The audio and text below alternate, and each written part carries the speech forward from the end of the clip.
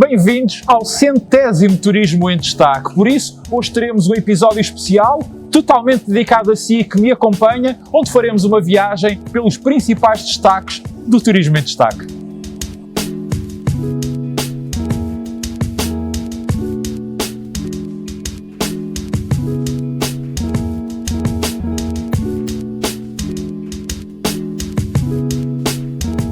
Antes de responder à questão como é que é isto de não tendo uma bola de cristal conseguir antecipar o que pode vir a acontecer no turismo, quero aqui começar por sublinhar 2 pontos. O primeiro, para dizer um sincero e sentido muito obrigado a todos, e são cada vez mais os que me vão seguindo pelos diversos canais e que semana após semana veem, gostam e partilham estes meus comentários, fazendo com que o seu número de visualizações continue permanentemente em crescendo e, desse modo, fazerem-me sentir o prazer e o calor de ter a sua companhia, e também a todos quantos tornam possível a realização destes episódios, nomeadamente aqueles que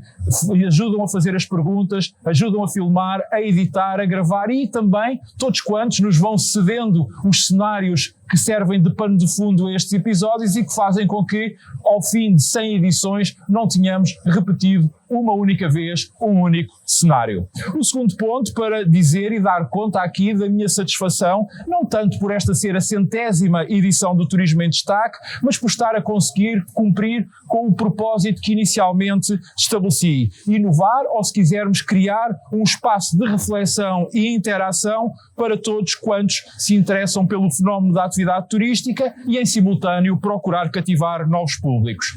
Para quem, como eu, já faz comentário turístico há quase 10 anos, este desafio de também acompanhar a evolução tecnológica da atividade turística, nomeadamente a sua crescente digitalização, foi algo que desde o início abracei e, por isso, também desde o início procurei fazer e adaptar os meus comentários a essa nova realidade. Daí a ideia de criar este espaço, portado numa forte presença nas redes sociais, que reconhecidamente hoje são as grandes autoestradas transgeracionais de informação, de educação e de difusão do conhecimento e análise do momento, com um duplo propósito. Por um lado, contribuir para criar uma forma de ajudar à abertura de novos horizontes e outros modos de pensar e comunicar o turismo, e por outro lado também proporcionar um veículo que facilitasse a descodificação e a interpretação das ações, das decisões e dos acontecimentos que interagem com aquela que é a maior atividade económica do mundo, tanto à escala global como a nível nacional. Feita esta introdução e, não tendo eu qualquer bola de cristal, confesso que por vezes tentar descodificar, tentar deslindar, perspectivar e prospectivar aquilo que vai acontecendo nos caminhos do turismo não se tem revelado uma tarefa nada fácil. No entanto, e apesar de tudo, como sou um apaixonado e um estudioso pelo fenómeno do turismo e tenho a facilidade de ser brindado pela uma enorme capilaridade de pessoas que fazem o favor de me ir municiando com informação interna e externa sobre aquilo que se passa na atividade, essa tarefa acaba por ser facilitada. Para além disto também, devo dizê-lo com a sinceridade e com a franqueza com que sempre abordo os temas a cada semana, que algumas vezes também recorro àquilo que comumente se designa por saber de experiência feito, que tenho vindo a acumular ao longo de uma vida dedicada ao turismo e que me tem permitido também, de alguma forma, conseguir muitas das vezes deslindar o que está por trás ou o que não é tão visível na atividade turística. Para além disso também, confesso que muitas das vezes também confio naquela que é a minha intuição, modéstia à parte, que nunca me deixou até hoje ficar mal. E é assim, deste misto, ou se quisermos, deste caldo que resultam as análises que aqui vou fazendo e que, na sua maioria, são extremamente gratificantes e, sobretudo, essa gratificação vem da importância que o número de visualizações que elas têm atinge e que faz com que tantas vezes também tenha a capacidade para antecipar cenários e fazer alertas que, apesar de me entristecerem porque muitos não os consideram, depois no final acabo por ter razão antes do tempo. E todos sabemos bem que se há coisas que não são boas na vida, é esta de termos razão antes do tempo, ou se quisermos de termos e de antevermos como é que as coisas vão acontecer, e mesmo quando muitos delas duvidam ou até quando muitos delas elas desdenham. E depois, o que é o facto é que as coisas se passam como exatamente nós tínhamos analisado. E, portanto, também escusado é dizer que às vezes também erro, só não erra quem não faz, e errar é próprio da condição humana. Só que, felizmente, o acerto tem sido sempre muito superior, e isso quer dizer que nestes 2 anos, que têm sido 2 anos profundamente marcados por uma pandemia que colocou a atividade turística em modo de pausa, que vão ficar para a história como os 2 piores anos de sempre da atividade turística, que fizeram regredir 30 anos os resultados do turismo, mas que felizmente entretanto estão a ser recuperados, embora longe ainda de estarem consolidados, tenham feito com que eu tenha conseguido de alguma forma antecipar, entre muitos outros aspectos, desde logo que a vacinação, se bem conduzida, acabaria por funcionar a favor do nosso turismo, como acabou por acontecer em 2021. Recordo que na altura Portugal era o campeão mundial da taxa de vacinação, e isso funcionou como um fenómeno de confiança e de atratividade turística adicional ao nosso país. Também que era importante que se criasse um certificado internacional de vacinação. Para quê? Para dar confiança às pessoas e para facilitar as deslocações, ou seja, para facilitar o turismo, coisa que a União Europeia, sob a presidência portuguesa, acabou por adotar mesmo antes do início do verão de 2021, mas também aqui denunciei e alertei muitas vezes para a confusão de muitas medidas sanitárias que o nosso governo ia pondo em prática e que, naquilo que dizia respeito ao turismo, elas muitas das vezes estavam desfasadas e mostravam um total desconhecimento e ignorância do que era a atividade. Por exemplo, todos nos recordamos que, por vezes, parecia que o vírus não podia passar de concelho para concelho, como se isso fosse possível, ou então que o vírus infectava mais a determinadas horas e em determinados dias, por exemplo, nos estabelecimentos de restauração. Mas também todos nos recordamos da célebre bolha que foi inventada, por assim dizer, em torno da final da Liga dos Campeões Europeus de Futebol, que se realizou no Porto em 2021, algo que eu disse que não iria funcionar, porque a bolha era óbvio para quem percebesse do turismo que ela iria rebentar, como de facto rebentou. Também disse aqui que a vacina contra a Covid-19 iria entrar nas nossas vidas de forma sazonal, tal como a vacina da gripe. Veja-se aquilo que está neste momento a acontecer. Também disse que durante a pior fase da pandemia, o mercado interno iria ser o grande porto de abrigo, o verdadeiro salva-vidas da atividade turística nacional, e foi-o. Também que o grande desafio que a pandemia nos iria a todos colocar no turismo iria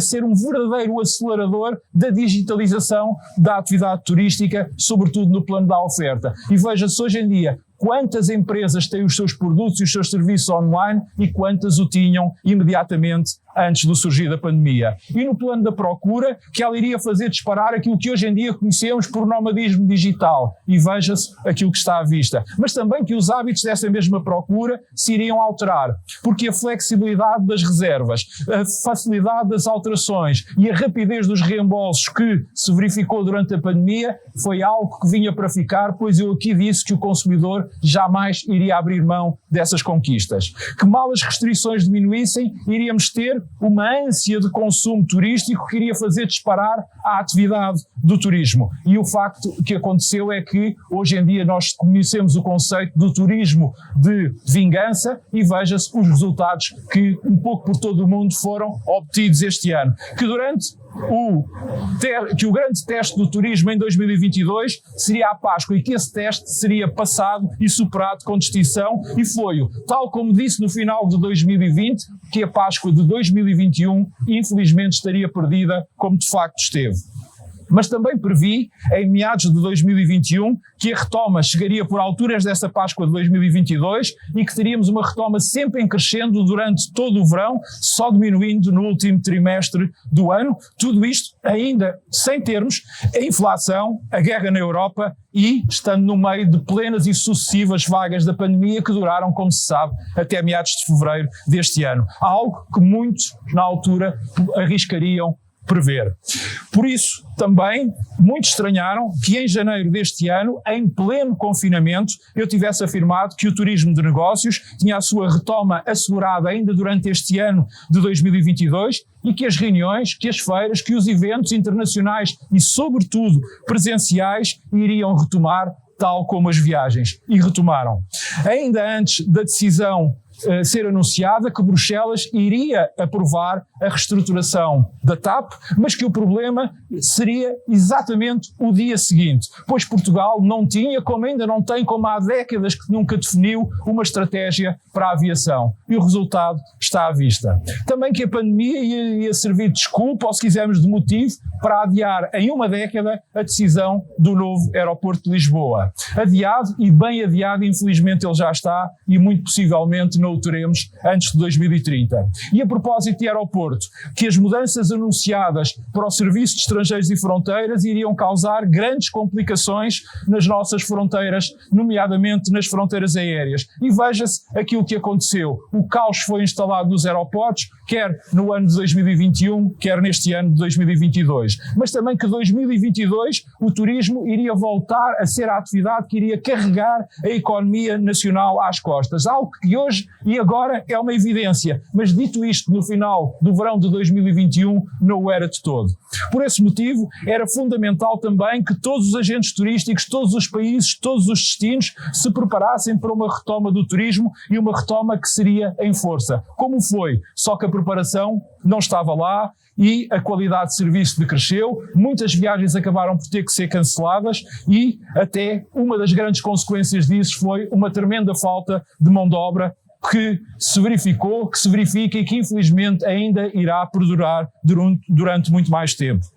Mas também que os apoios dados pelo nosso governo ao turismo durante a pior fase da pandemia não podiam ser iguais aos dados às demais áreas da economia, porque o turismo, a atividade turística é diferente e, portanto, sobretudo ao nível dos financiamentos bancários, porque a atividade não consegue criar estoques e, portanto, as empresas do turismo só podem contar com as suas receitas diárias para honrarem os seus compromissos presentes e passados. Situação que ainda hoje em dia continua a cair em saco roto e a causar muitas dificuldades a todo o tecido empresarial do turismo. Mas também disse que na altura a então conhecida bazuca europeia, depois batizada de PRR, Plano de Recuperação e Resiliência, iria falhar a todo o setor privado e, mormente, iria falhar ao turismo. E, como nós sabemos, o turismo acabou por ser banido do PRR. Mas também que o plano Reativar o Turismo, Construir o Futuro, lançado e anunciado em maio de 2021, era uma mão cheia de nada, já que muitas das suas medidas já estavam em curso e outras tantas dependiam de um banco de fomento que até à data ainda não tem uma operacionalidade visível. No outono de 2021, ainda sem guerra, projetei que, apesar da subida da inflação, da subida dos custos de energia, de logística, das taxas de juros, tudo isso teria pouco efeito no turismo em 2022, exceto no último trimestre, isto apesar dos preços dos produtos e serviços turísticos acabarem a subir. Algo que não foi na altura muito consensual, mas que eu aqui o disse e que acabou por acontecer. E logo no início de março de 2022, que a guerra até poderia vir a beneficiar a atividade turística, poderia vir a beneficiar o turismo de Portugal, já que éramos geograficamente o ponto mais distante dentro da Europa da Ucrânia. Se estas foram previsões, se estes foram alertas que se cumpriram, muitos outros, infelizmente, ainda esperam por melhores dias ou caíram em poço sem fundo e momentaneamente estão descartados. E são disso bom exemplo o caso da perda de protagonismo do turismo na orgânica do governo de Portugal, para a qual tantas e tantas vezes eu aqui avisei, alertei e sublinhei que podia acontecer e que agora não só não temos aquela ligação tão umbilical e que era tão desejável entre o turismo e a aviação, como nem sequer temos o exclusivo de termos uma Secretaria de Estado do Turismo no seio do nosso governo. Mas também tenho vindo a alertar para a excessiva litoralização do Plano Nacional Ferroviário, de que diversas vezes já aqui falei, e também da alta velocidade entre Lisboa e o Porto, que vai ter consequências nas ligações aéreas e nas infraestruturas aeroportuárias a norte, que será ainda agravada pela necessidade de cada vez termos céus mais limpos, o que vai provocar com que muitos voos de curta duração acabem por deixar de existir. Também a falta de dinâmica económica no seio da comunidade de países de língua portuguesa, principalmente no domínio do turismo como forma de criar um amplo mercado interno alargado de gênese lusófona e raiz atlântica, continua a aguardar por melhores dias. A exportação de conhecimento e de saber turístico para todo o mundo é algo que eu tenho vindo a chamar a atenção. Afinal, somos ou não uma potência turista? Se somos essa potência turística, temos que nos assumir sem quaisquer complexos. Também teria sido importante que nestes tempos conturbados pelos quais o turismo passou, que a Presidência da República Portuguesa tivesse criado uma assessoria para o turismo e para a aviação, sinalizando a importância estratégica e o facto de esta ser uma atividade vital para a economia nacional. Como se vê, muito acerca do turismo aqui tenho vindo a dizer. Mas se tivesse que olhar em frente, escolher uma palavra, escolher um conceito que, em minha opinião, moldará o nosso futuro e o futuro do turismo no pós-pandemia, no pós-inflação e no pós-guerra, eu não hesitaria na minha escolha. Escolheria sustentabilidade. Sustentabilidade não apenas natural, ambiental e ecológica, mas igualmente económica, social e patrimonial. Desde a semana passada que somos mais de 8 mil milhões a habitar o nosso planeta. Temos por isso que cuidar muito bem dele, porque cuidar do planeta é cuidarmos de nós e das demais espécies. E o turismo é de longe a atividade económica que mais pode ajudar a mobilizar o mundo para ajudar nesta causa que é a da sustentabilidade. Como sempre, conto consigo na próxima semana. Até lá, saúde, paz. Lembre-se que o vírus ainda anda por aí e já sabe que para acompanhar tudo o que de mais importante acontece no turismo em Portugal e no mundo, basta subscrever gratuitamente um dos meus canais.